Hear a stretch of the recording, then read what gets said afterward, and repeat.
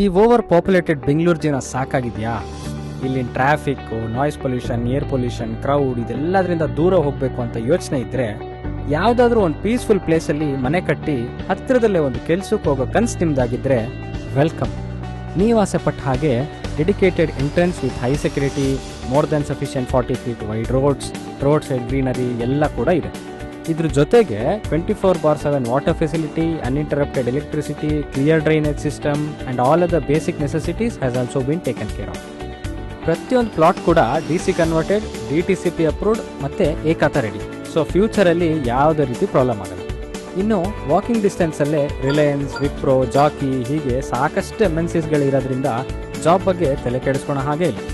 ಜೊತೆಗೆ 5000 ಏಕರ್ಸಲ್ಲಿ ಬಿಲ್ಟಪ್ ಆಗಿರೋ industrial hub ಕೂಡ ಇದೆ. ಇಷ್ಟೆಲ್ಲ ಇದ್ಮೇಲೆ ಮತ್ತಿನ್ನೇನು ಬೇಕು?